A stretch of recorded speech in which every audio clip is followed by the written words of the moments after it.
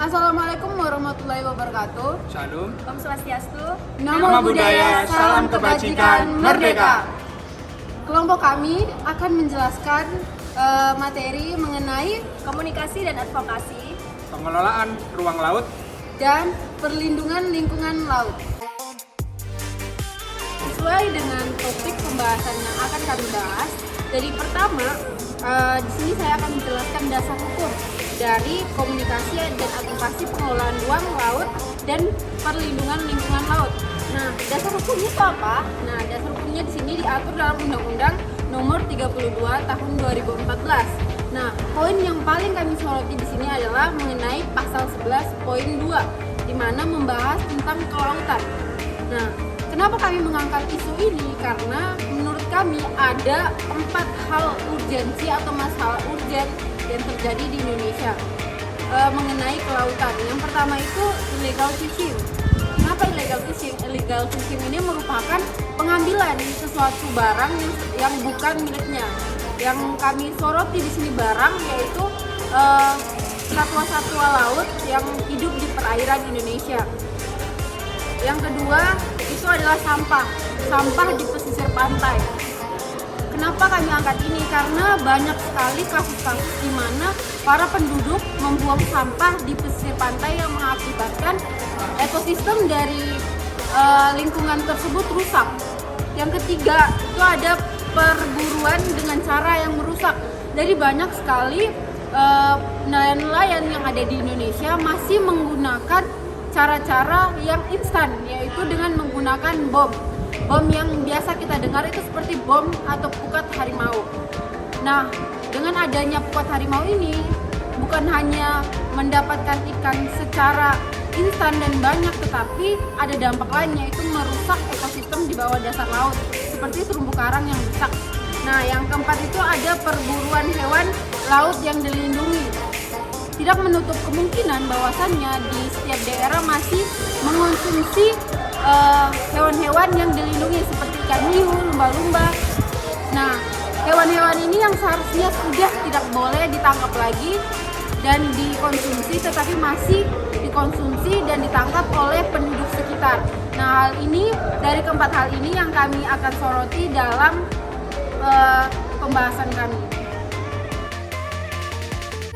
Di sini saya akan menjelaskan mengenai contoh masalah real terkait dari masalah urgensi yang sering kali terjadi di Indonesia. Yakni yang pertama, Kementerian Kelautan dan Perikanan telah menangkap sebanyak 82 unit kapal yang melakukan illegal fishing atau pencurian ikan baik oleh kapal ikan asing maupun kapal ikan Indonesia. Seperti halnya di perairan Natuna Utara yang merupakan wilayah perbatasan antara Vietnam dan juga Malaysia yang kerap sekali menjadi praktek illegal fishing. Kemudian pada permasalahan yang kedua yaitu mengenai sampah, pada tanggal 1 Januari 2021 banyak sekali ditemukan sebanyak 30 ton sampah yang diangkut dari pesisir pantai Kuta. Kemudian yang ketiga yaitu nelayan tradisional banyak sekali yang merasa dicurangi oleh nelayan modern di Provinsi Sumatera Utara, di mana nelayan modern itu sudah mulai menggunakan teknik pukat harimau untuk menangkap ikan, di mana pukat harimau tersebut sangat meresahkan masyarakat lainnya karena dinilai sangat merusak ekosistem laut. Kemudian yang terakhir, Dinas Kelautan dan Perikanan Kabupaten Raja Ampat Provinsi Papua Barat mengakui bahwa perburuan ikan hiu cukup marak akhir-akhir ini di wilayah mereka. Tujuan dari perburuan ikan hiu tersebut menurut masyarakat dan nelayan sekitar itu untuk diambil siripnya. Padahal ikan hiu sendiri adalah merupakan satwa laut yang dilindungi oleh Indonesia. Jadi dari masalah yang terjadi, kelompok kami menawarkan beberapa solusi. Solusi yang pertama adalah sosialisasi yang langsung dan tidak langsung.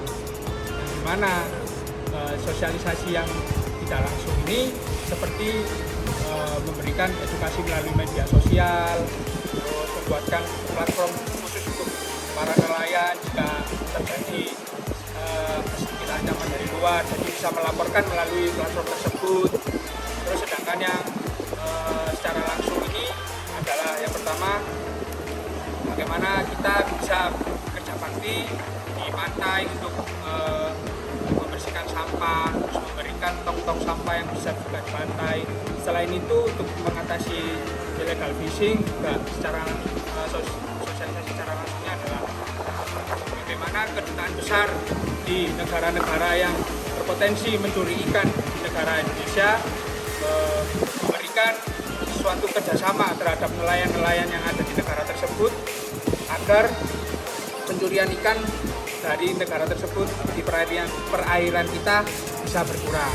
Seperti itu. Contohnya seperti di Vietnam yang dilakukan oleh Kedutaan Besar Vietnam untuk melakukan kerjasama kepada nelayan-nelayan yang ada di Vietnam agar para nelayan di Vietnam tidak mencuri ikan lagi di perairan Indonesia.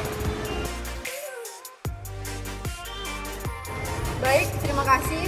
Demikian penjelasan dari kelompok kami mengenai Komunikasi dan advokasi pengelolaan ruang laut dan juga perlindungan lingkungan laut. Mohon maaf bila ada salah kata ataupun perbuatan. Wassalamualaikum warahmatullahi wabarakatuh. Merdeka!